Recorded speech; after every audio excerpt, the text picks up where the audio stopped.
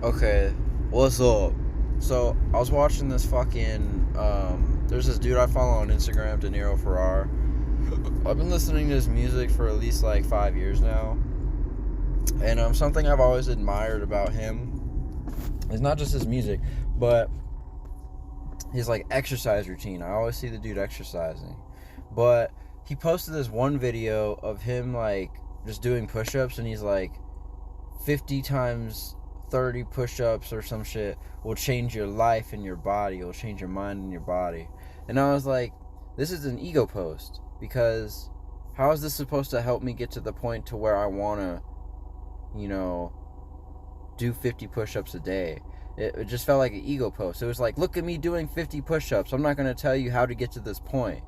Hopefully me doing this will give you the motivation. And it just like, it didn't motivate me to want to do 50 push-ups. But I figured I would offer some advice on how to like get to a point to where you develop the discipline to, do 50 push-ups a day. Just showing up. 90% of the battle is showing up. As I'm sitting here talking, I know I have to go to the gym, but there's that part of my brain that's like, I just want to go home. But I know how shitty I will feel if I like abandon it. Like literally just putting yourself in the situation to where you show up is so much more rewarding than just like listening to that voice in your head where you're like, nah, I could do it tomorrow, and you like procrastinate. So literally just fucking showing up and not expecting any results. Like showing up is a fucking battle won in itself, and then anything past that is a treat. It's progression, right? So just showing up, dude. That's like a huge fucking factor. Like there's this video I watched a while ago that talked about like it was like the shoe rule or some shit. And basically it talks about like when you think about going for a run, what part do you think about? You think about the hardest part, like mid-run, right? But that's not what happens. Like what happens before you go for the run? Well, you wake up, you get out of bed, brush your teeth, shower maybe, and then you strap your shoes on. If you think about that process before like you actually get to the point where you're running, before you know it, you're like already almost out the fucking door. So you're not even thinking about that. So you have to like think about what you're gonna do before you get to the point that you don't want to do, and that kind of helps a little bit. But ultimately you have to stay consistent with your discipline even when you don't want to do it. Like you have to have days where you fucking do it, and that's the hardest part that I'm still trying to figure out, is like the routine of like the amount of days that I do shit and the amount of rest days that I have interspersed in between. I think that's up for you. My routine now is I'm trying to fucking do Monday, Tuesday, leg, upper body day, or vice versa. Wednesday, rest day, and then Thursday, Friday, leg, upper chest day, or whatever the fuck. And then Saturday, Sunday, chill. Maybe even cardio. It depends. And then I'm trying to figure out how the fuck I'm gonna fit cardio into there. Like, I don't know.